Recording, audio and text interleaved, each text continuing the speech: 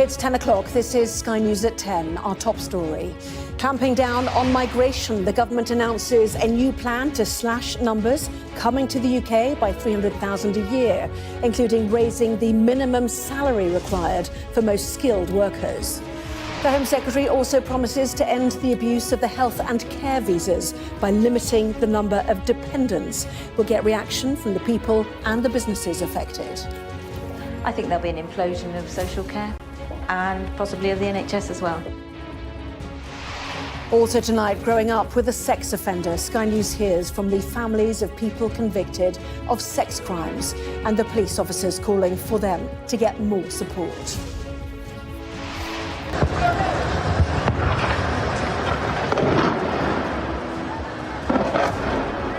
Israel says the operation in northern Gaza is nearly complete and expands its operation in the south as people are warned to flee.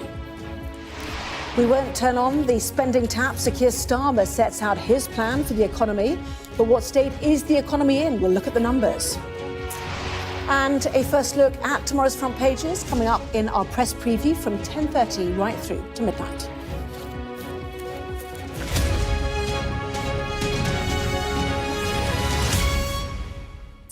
Hello there, good evening. It is an issue which has plagued Rishi Sunak's premiership, migration, one of the Prime Minister's priorities, yet there are record numbers of people coming to the UK. Well, today the Home Office announced new measures to tackle legal migration, including raising the salary threshold for skilled worker visas to 38,700. The government says the measures will slash migration by 300,000 people. Labour called the plans chaotic. Sky's deputy political editor Sam Coase has tonight's first report. Cutting immigration, a Conservative pledge that started with him. Net migration to this country will be in the order of tens of thousands each year. No ifs, no buts. Repeated by her. We believe that is the tens of thousands. And from him too. Can you guarantee that numbers will come down? Yes, I can make sure that numbers will come down. Every promise broken. After record immigration figures last month, Tory backbenchers have run out of patience. They believe the voters have too. The new Home Secretary says his plan is different. Migration to this country is far too high and needs to come down. And today we are taking more robust action than any other government before. The answer, a new 5-point clampdown on legal migration. We will stop overseas care workers from bringing family dependents. We will increase the skilled worker earnings threshold by a third to 38,700 from next spring. Health and care workers will be exempt from that threshold. Tougher rules too for family visas. We will ensure people only bring dependents who they can support financially, by raising the minimum income for family visas to the same threshold as the minimum salary threshold for skills workers. Labour say this is a mess of the government's own making. Today's statement is an admission of years of total failure by this Conservative government, failure on the immigration system and failure on the economy. It is another example of the total chaos at the heart of this government. This government says this all adds up to a 300,000 cut in annual immigration. 300,000 down. That means you're abandoning the 2019 manifesto target. You've abandoned the promise. Well, what we have done is we have taken a very significant step, the largest single step in reform of an immigration system that this country has ever seen. New Home Secretary James Cleverly appears to have bought himself some breathing space with his package on legal migration, which seems to have gone down well with his own side. But a new clash could just be days away. Just how far are he and Rishi Sunak prepared to go ripping up international agreements in order to bring down illegal migration and stop the boats?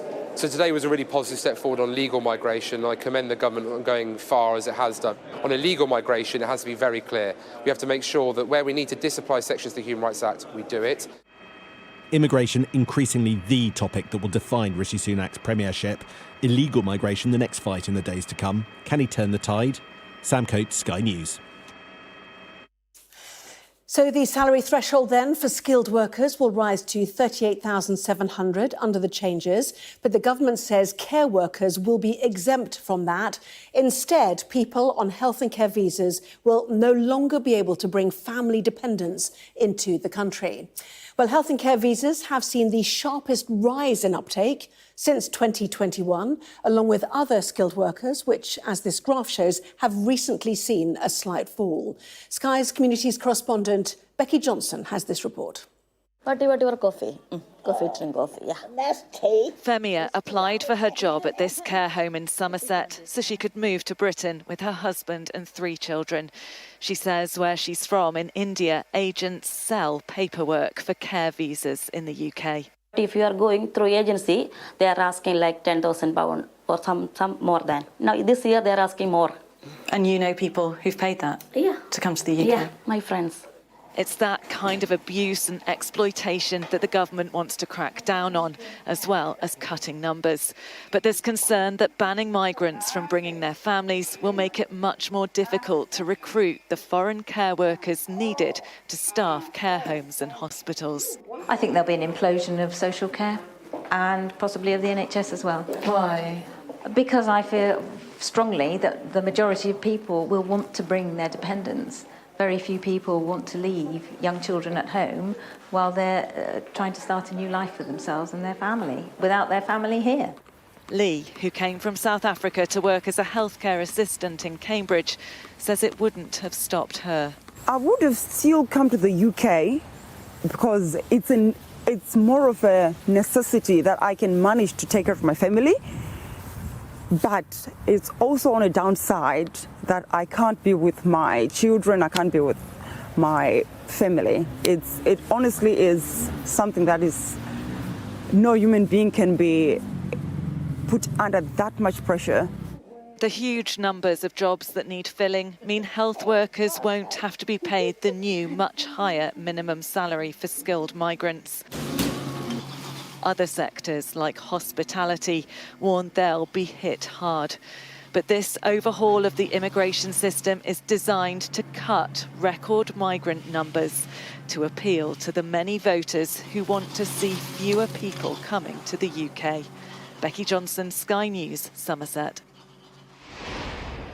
Well, tonight, Yusra El-Bahir, our Africa correspondent, is in Kigali in Rwanda, where the Home Secretary is expected to arrive soon. And Sam Coates joins us from Westminster. And Sam, a big clampdown then on migration from the Home Secretary today. How's it gone down? Well, this today is all about the government looking strong.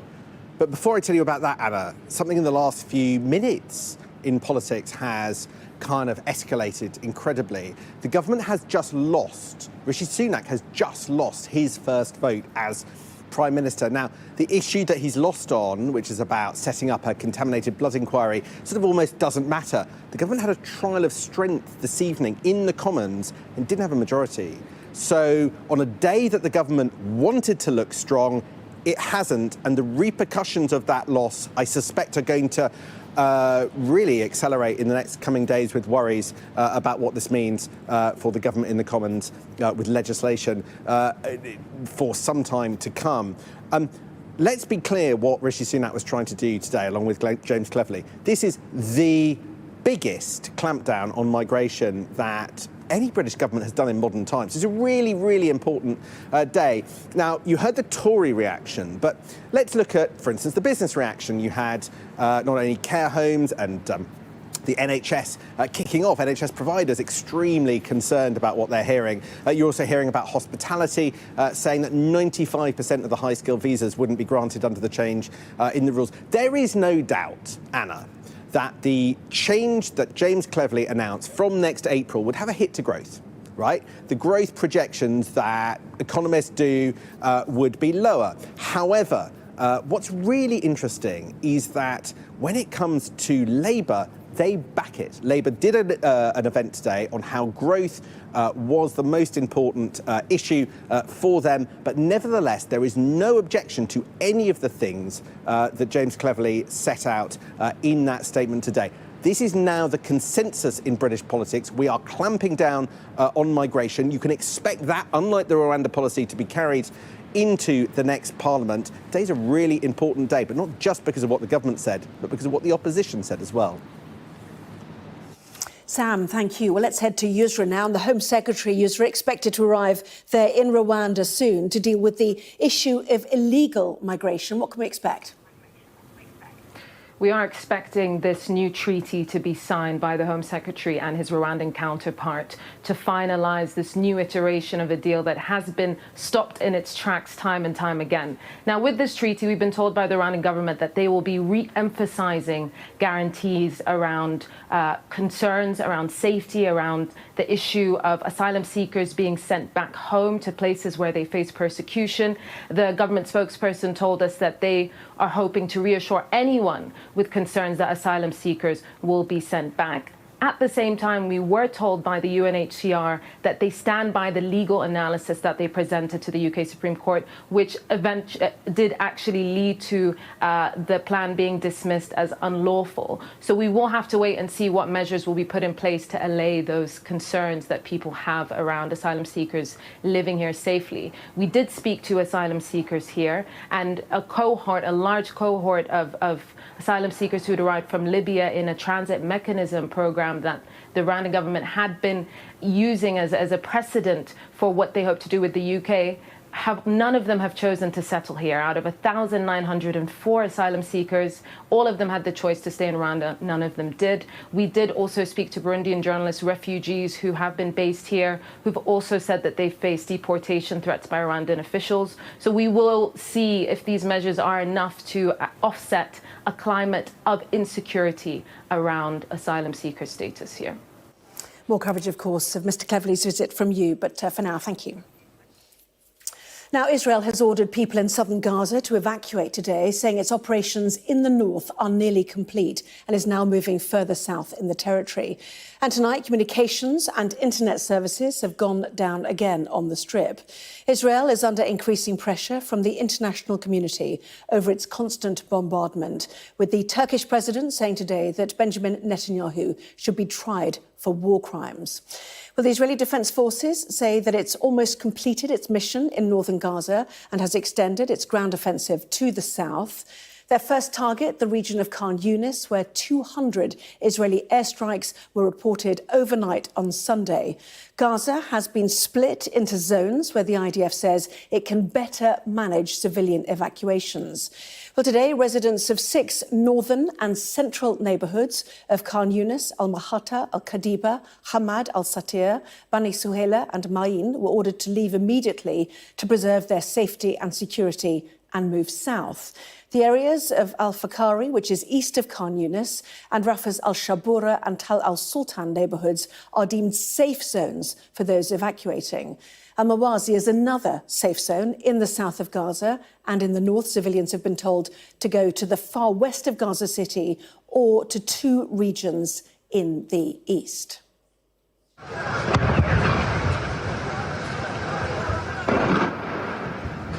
It doesn't matter where you are now in Gaza, the fighting is getting closer and closer. People are sheltering in this hospital courtyard in the north of Gaza. Outside, the battle rages. Smoke rising from an airstrike nearby. Further south, they're intense again in the hospital complex. But in reality, it's not safe here either. 3-year-old Khalid was in one of those tents when a missile hit nearby. This is the intensive care unit. He's being treated on the floor. His distraught grandmother by his side. Khalid was hit by a single piece of shrapnel as he slept.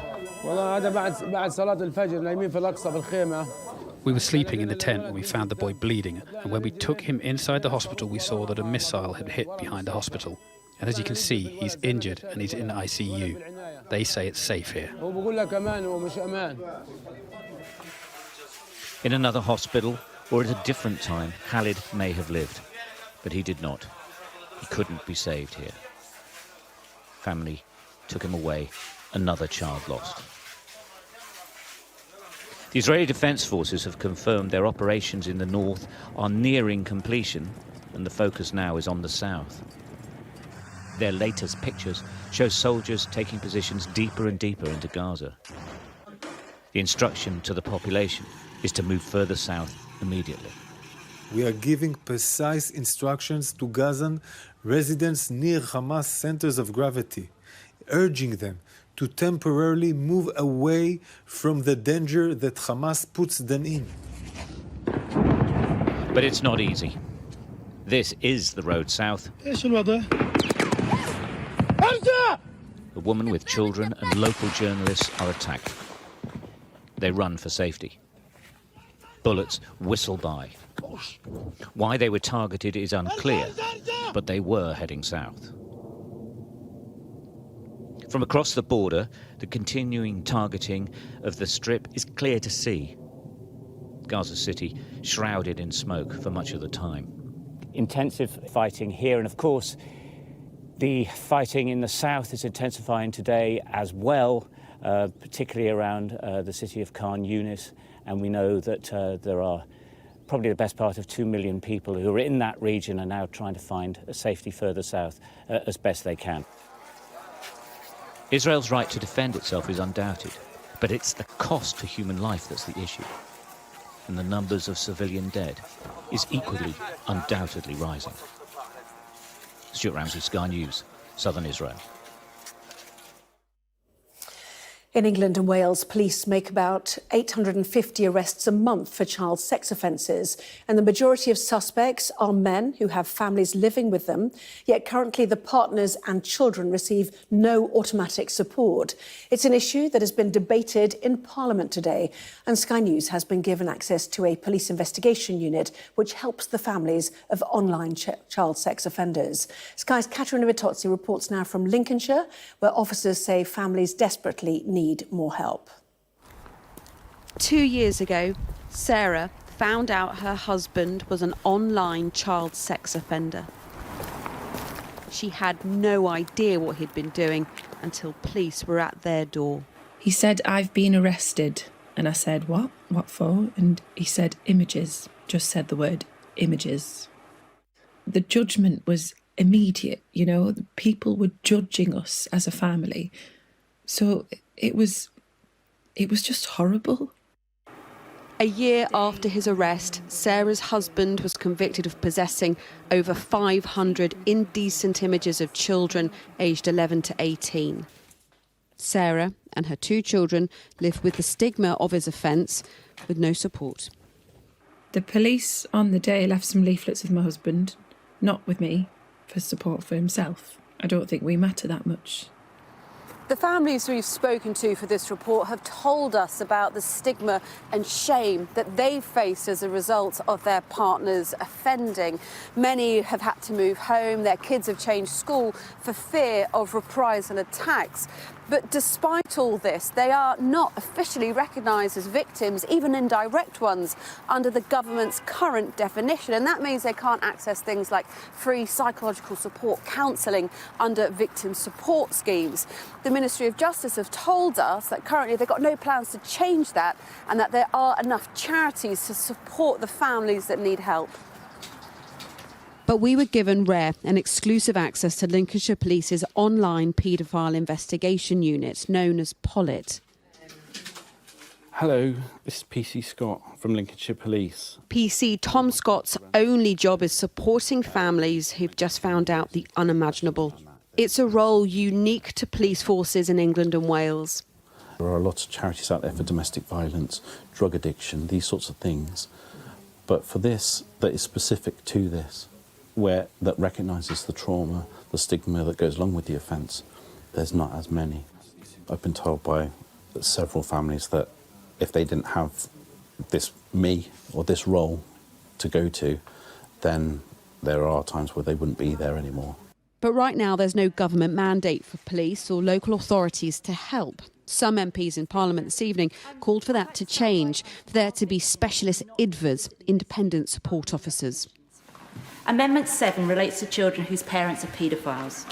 We need to ensure these children are treated as secondary victims in the same way children born of rape will be once the bill passes. I urge the Minister to consider rolling out a specialist type of IDVA as Lincolnshire Police are doing so brilliantly.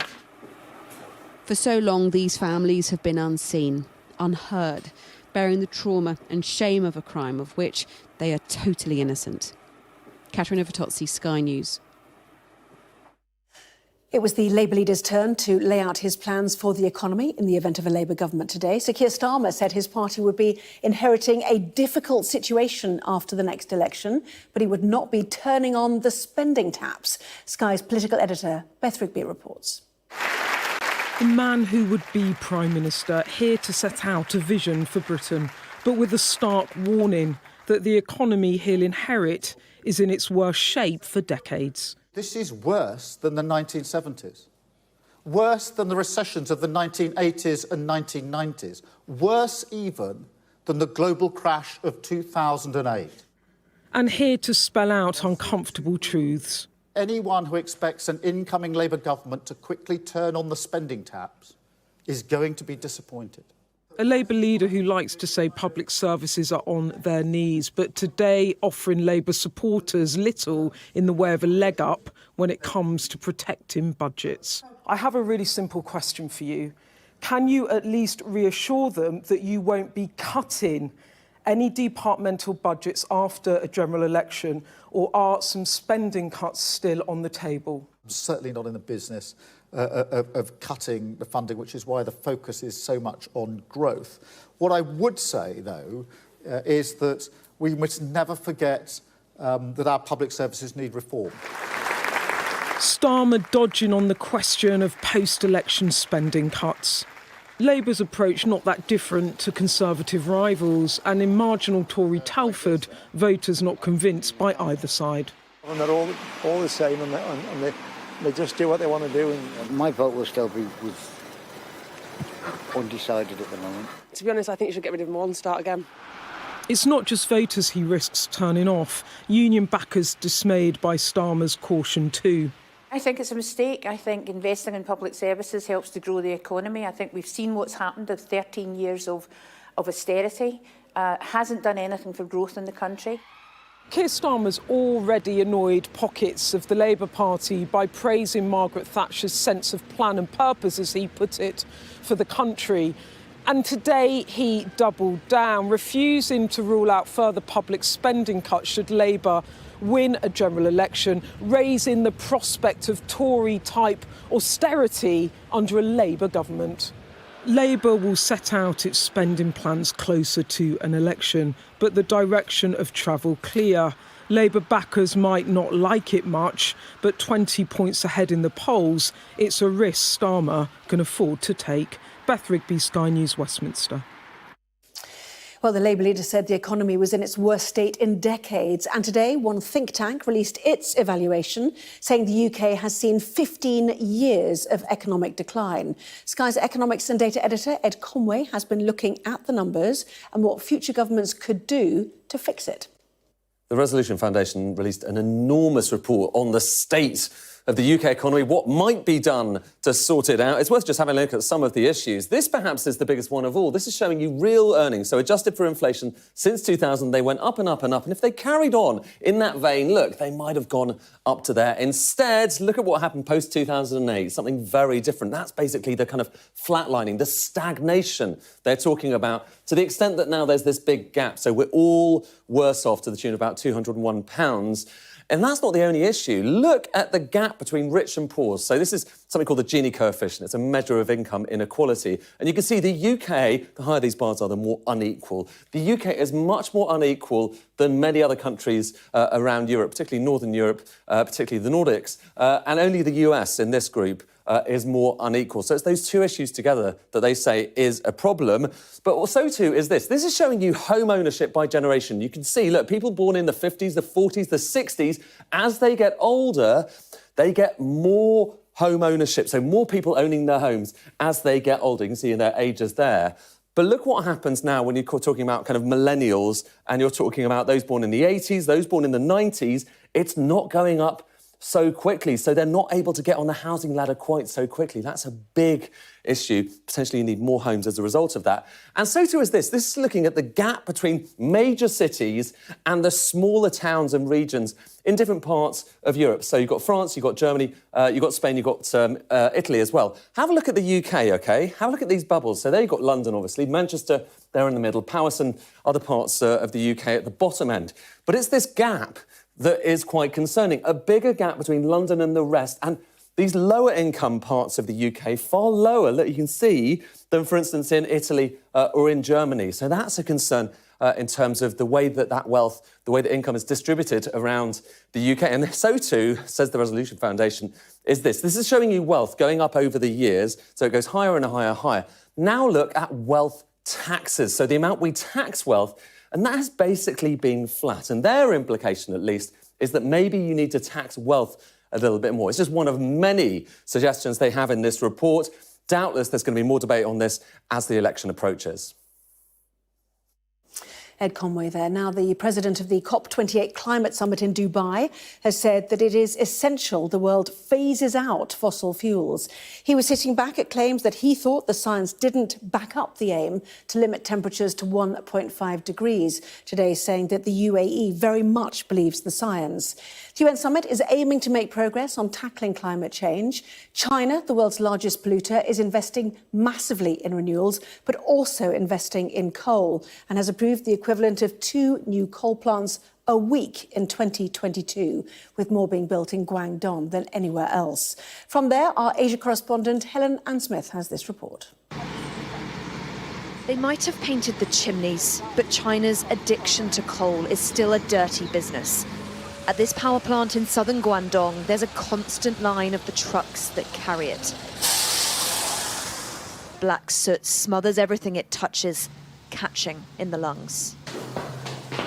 Those who can't afford to leave just endure. Cheng Yinwen invites us inside, shows us the soot that coats her life. It gets dirty straight after it's clean, she says. Look, just one wipe, so much dust. Yeah, you can feel it all the way up the stairs. It's everywhere, isn't it? And from the roof, a view on how it's changed lives here. The dust is so heavy, but what can we do? We complained, and it was no use. When it rains, the dirty water flows everywhere, covering the vegetables, making them inedible.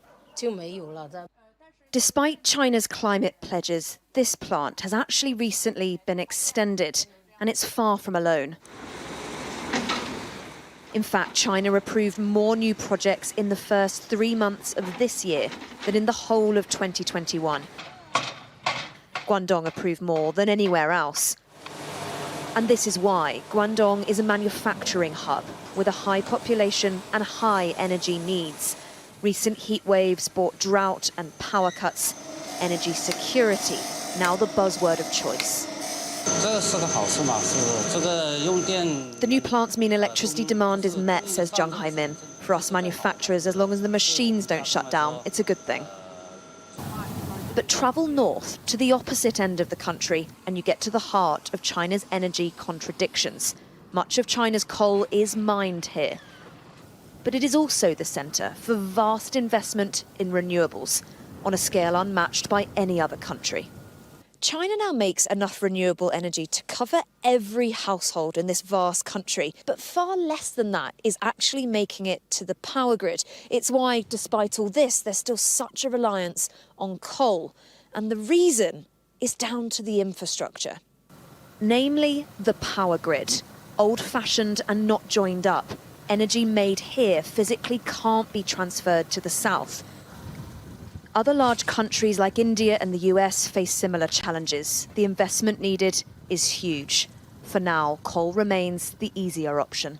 Helen Ansmith, Sky News in Inner Mongolia, northern China. Now, Sky Sports has won the rights to a record number of Premier League matches in a new deal announced tonight, meaning that exclusive live coverage will increase by 70%. Well, let's bring in Sky Sports correspondent Rob Harris, who is here. So how many more games are we actually talking about then, Rob? Well, there'll be up to 100 more games per season on Sky Sports. It's something fans have been demanding, and it was perhaps necessary for the Premier League to secure the uplift that they wanted in the value of rights. And the value will be going up 4% to £6.7 billion over 4 seasons. And what it does, it protects Sky's status as a dominant Premier League partner. So crucial a relationship for the Sky and the Premier League. It started at the inception of the league in 1992 and is a key driver of Sky subscriptions as well.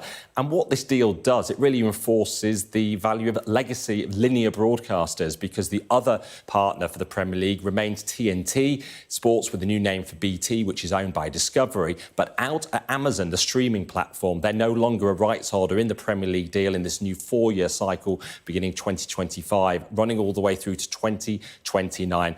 The question many fans will have is, how much will it cost them with subscriptions? There's now only 2 subscription platforms that are required. And for the lower league clubs, they'll be asking how much of this money will be filtering down to them to be redistributed. It's currently a key sticking point between the EFL and the Premier League, and something the government are demanding a resolution on. Interesting. Rob, thank you very much indeed. Well, that was Sky News at 10. Coming up, we'll take a first look at tomorrow's newspapers in the press preview. Tonight, I'll be joined by the policy and politics correspondent of the New Statesman, Zoe Grunefeld, and the political editor of the Daily Mail, Jason Groves. And among the stories, we will be discussing this on the front page of the Metro about the government's latest plan to curb migration to Britain. The headline, Rishi raises the Bard. Back with all of that and plenty more in just a moment.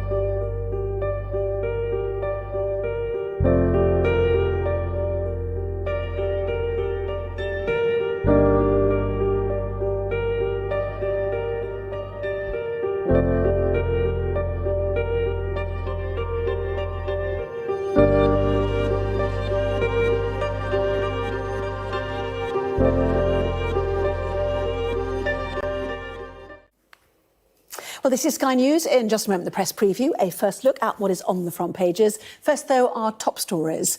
Higher wage levels, fewer visas. The Home Secretary's plan to bring legal migration figures down from a record high.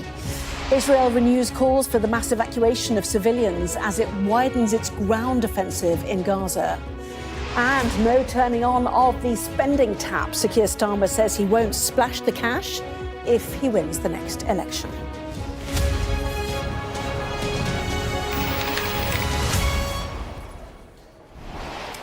Well, hello there. You're watching the press preview, a first look at what is on the front pages. Time then to see what's making the headlines with the policy and politics correspondent of the New Statesman, Gro Grunewald, and the political editor of the Daily Mail, Jason Groves. Welcome to both of you. So let's take a look then at the front pages, starting with the Metro. It leads on Rishi Sunak's latest plan to curb UK migration. Rishi raises the BARD. The Financial Times reporting that wage and visa rules for overseas workers will be toughened up as part of the process. A 5-point plan to cut migration, that's the headline for the front of the Times. According to the Express, the plan will slash migration numbers by 300,000 a year. Same figure in Jason's paper, The Mail, in what it calls the biggest ever clampdown on migration. To put that figure more into perspective, the Telegraph says arrivals in this country will be cut by a quarter. This is the Sun's take on it. Access denied. The Eye carries an exclusive, meanwhile, on what it calls the failures of the Environment Agency to check up on pollution and sewage spills involving water and sewage companies. Another exclusive in The Guardian, which reports that the Sellafield nuclear reprocessing site in Cumbria has been hacked by groups linked to Russia and China. Daily Mirror reports that Nigel Farage's appearances on I'm a Celebrity, Get Me Out of Here are proving a big turn-off and costing ITV dearly in terms of revenue. And the Daily Star tells us that NASA is monitoring the movements of 20,000 objects in space, all of which have the potential to hit the Earth and destroy it, it says here. Let's hope not. A reminder, by scanning the QR code you'll see on screen during the programme, you can check out the front pages of tomorrow's newspapers while you watch us. So let's go to our guests then. Get the latest from Zoe and Jason. Migration nearly leading all of the newspapers, not surprising perhaps with the announcement today from the newish Home Secretary. But Jason, this is a classic rock and a hard place, isn't it? The numbers feel too high, but if you cut them back, what impact does it have on the economy and certain sectors in that economy? That's right, and one of the main reasons the numbers have gone up so much in the last couple of years is because of the demands of the NHS and social care. Huge numbers of people, I think something like 70,000 social care workers have come under this new visa route this year, and many more NHS staff as well. I think something like half our nurses, new nurses, now come from abroad. But they're also bringing an awful lot of dependents with them, family members. And that is the area really where they've clamped down today. Social care workers in particular, they won't be able to bring their family members anymore. Obviously, you don't know what kind of impact that will have. Not everyone is going to be willing to travel to another country, not take their children, not take their wife.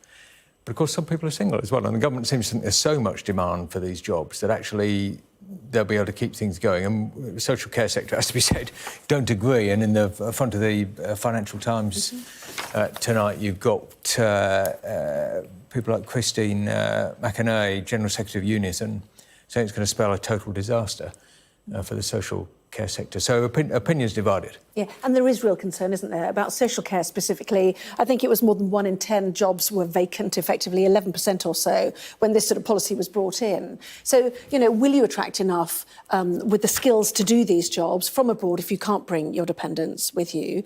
And, you know, what happens if you don't? Will they reverse it again? Well, this is one of the most poignant things, I think, that the government has announced that they're going to make it less attractive for people to come and fill these. I think it's 165,000 adult care vacancies here in the UK. By the way, adult social care is absolutely integral. Getting those vacancies filled and getting a social care system up and working is absolutely integral to ensuring the NHS's survival. But they've not spoken about how they're going to fill these vacancies. And at a time when the NHS is absolutely on its knees in crisis, we need a community care to be up and running.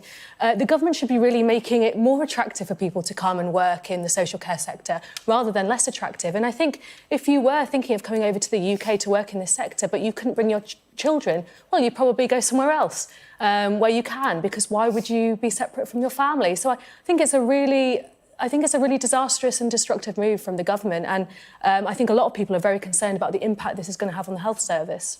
So who's this policy for then, Jason? You know, has the government decided that on balance, that record number of 745,000, the revised figure for 2022, was simply unsustainable on any political or voting level? Your paper, biggest ever clampdown, will slash migration by 300,000. Just check that you've actually partly written that story as well. So you know, who wanted this policy to be brought in, do you think? I think broadly speaking, probably public opinion wants it to be brought in. I think the number is far too high. I think 745,000, which was the net immigration figure last year, it's a city the size of Leeds. Now, we didn't build a city the size of Leeds for those people to live in. We haven't built the schools, we haven't built the infrastructure for them. And I think there's a feeling that it's really too high. The other area of pressure, of course, the political pressure, is coming from the right of the Conservative Party. Certainly, there's references to this in the front page Telegraph story tonight. They're making the point that he was under huge pressure from right-wing MPs who, remember, at the last election, they had a manifesto to cut net migration from what it was then, about 230,000. He said it's 3 times that. And you can see why, you know, there's public pressure because of the pressure on services and infrastructure like housing, but also the political pressure. And, you know, you've just had Suella Braverman go over exactly this. She's saying, well, this is fine, but you should have done it a year ago.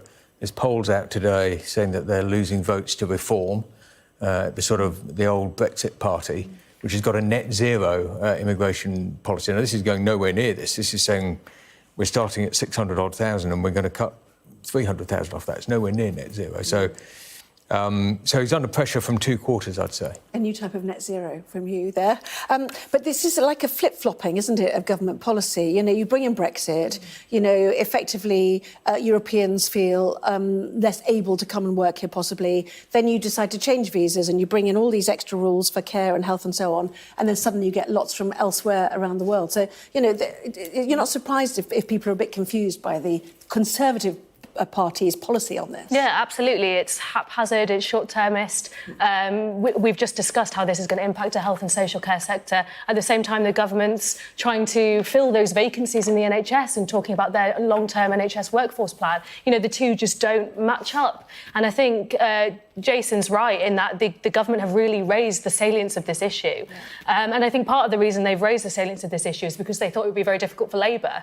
And now it's actually become very difficult for them on both the illegal immigration front and the legal migration as well. So it's incredibly difficult. And I think what you see here is a real attempt to show the public and show the right of the party that they're taking the concerns around immigration seriously. But they've not actually thought through the impact this is going to have on society, on the health and social care sector, on the hospitality sector, all these sectors that have vacancies that are kind of destroying the economy. So it's short-termist, and I think it just is an attempt to kind of wooing and satiating those groups that feel like the government aren't taking migration seriously. And dependence is the big thing, isn't it? I mean, there's the Times front page, this 5-point plan to cut migration. So dependence is the big thing. Obviously, the point is that many of them don't work. Yeah, three quarters of them don't work. 3/4 of them don't work. But the other thing is that they've changed the minimum requirement of salary for skilled workers if you're brought in and sponsored. So will that have a big impact as well? Because it's a big jump, bigger than some people expected as well, isn't it? That's a huge jump, yeah. I mean, it's a jump of almost 50%, I think, or something like that.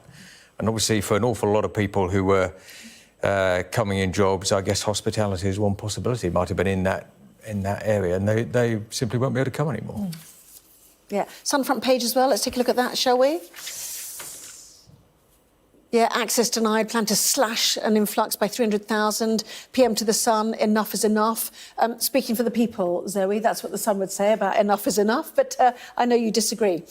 Well, I think, as I said, the government have tried to make this a big key issue for them. You know, when Sunak came in, one of his 5 pledges was to stop the boats. And there's been a lot of conflation by the government of illegal migration and legal migration and, of course, asylum seekers as well.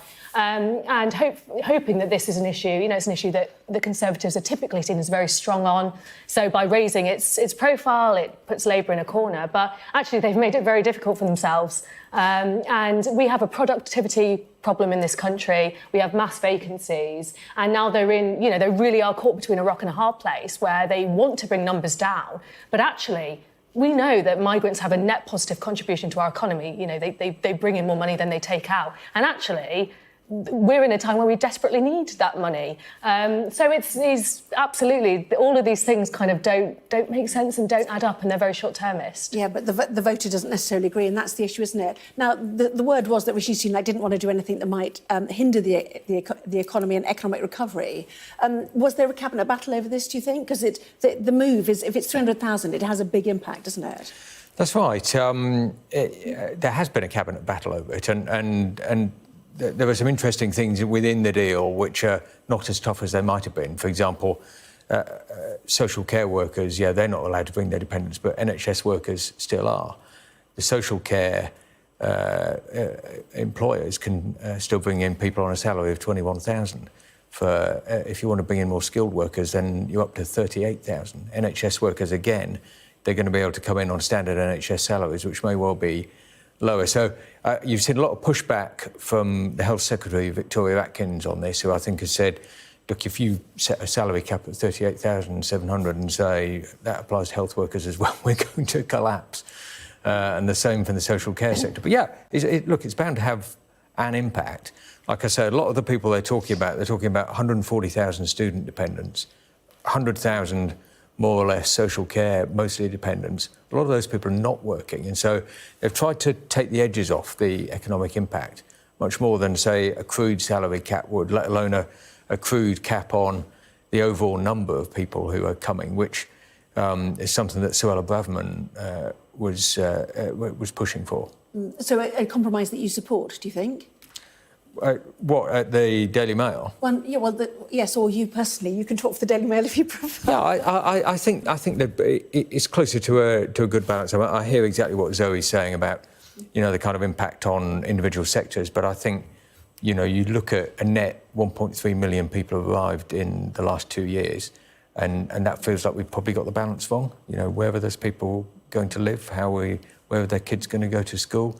You know, where are they going to go to the doctor? Of course, they may be the doctor. But it just feels like, you know, we've been ticking along at kind of 200,000-ish a year for many, many years, and to suddenly go to 3 times that feels like you got the balance wrong. And this is going to take it back something like towards that. OK. So we're going to have to move on. I do apologise. Lots more still to come in the next part of our programme. Investors with prior knowledge of the October the 7th Hamas massacre and at least tens of millions of pounds short-selling Israeli stocks in the days before. That is according to a report in The Telegraph. We will examine that next and more stories. Back in a moment.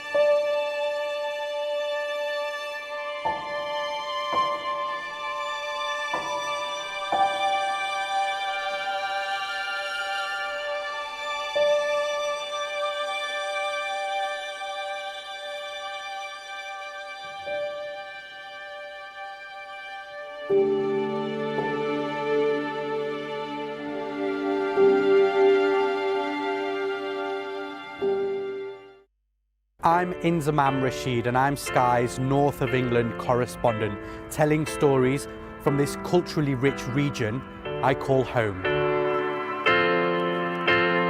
It's going to become very similar to other places and lose its unique qualities. It's steeped in history. If the Taliban found your family, what would happen?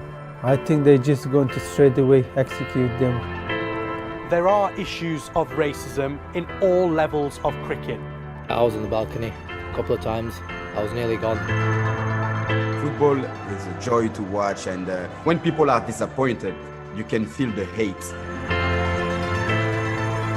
I just felt physically sick, so I was like, that's really in my system. We take you to the heart of the stories that shape our world. Even before the pandemic, GPs were pleading for help. Government expects more face-to-face contact with patients in return. Men, they want to force you doing something which you don't want to do, just because you're homeless and you're looking for a warm place to sleep. We give a voice to communities often unheard and unserved from a region with a distinct history and global impact.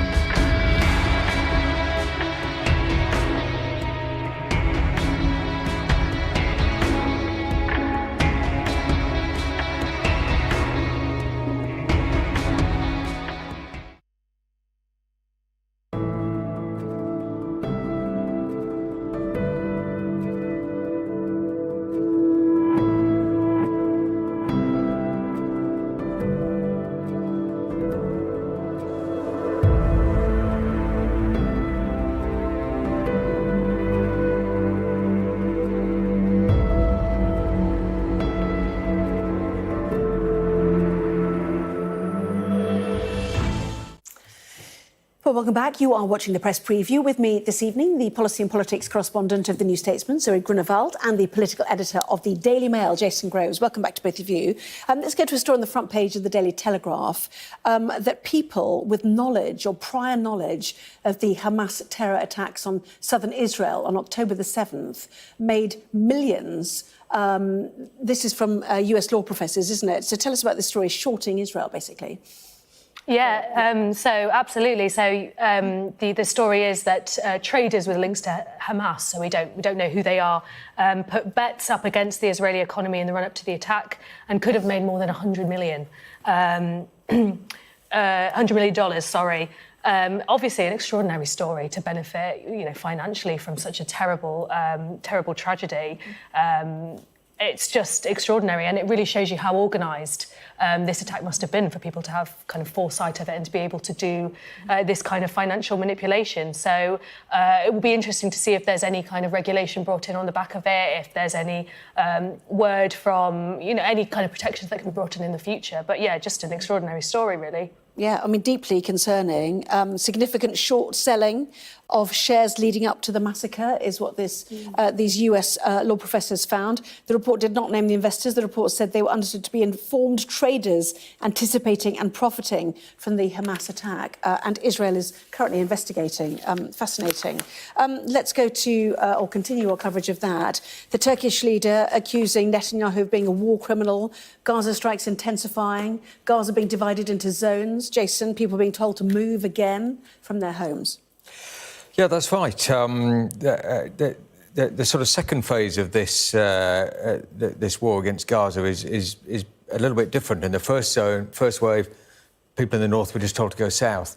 Now people in the south are being told to go east, west, north, south, all over the place.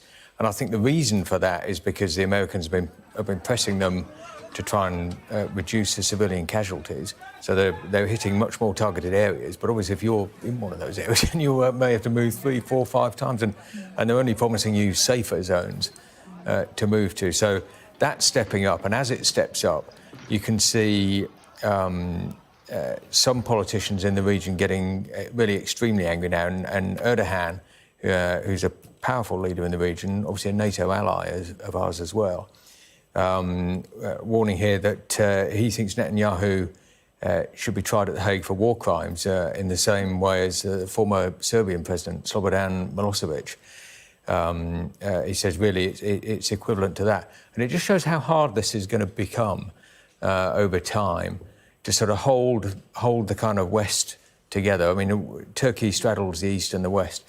But you're seeing it here now as well. You know, the Americans are getting worried about the civilian casualties. We're getting worried. And we'll see more of this. OK, Jason Groves, Zoe Grunewald, thank you both very much indeed. We'll see you for more in the 11 right now. Let's take a look at the weather. Warm memories wherever you go. The weather, sponsored by Qatar Airways. Well, it's turning unsettled and a bit milder, but there will still be some wintry conditions over the next couple of days. So northern and western parts will have a fine frosty start tomorrow, apart from a few coastal showers. England and Wales will be milder, but largely overcast and windy with outbreaks of rain. That rain will fade through the morning, sunny spells developing in the north and the west. Eastern parts will see a scattering of showers moving in. The weather, sponsored by Qatar Airways. Well, coming up next on Sky News at 11, we understand that James Cleverly is expected to land in Rwanda tomorrow morning, where he's expected to finalise a treaty with the Rwandan government. Have more on that coming up, and his plans today, the 5-point plan to tackle record levels of legal net migration. Back in just a moment.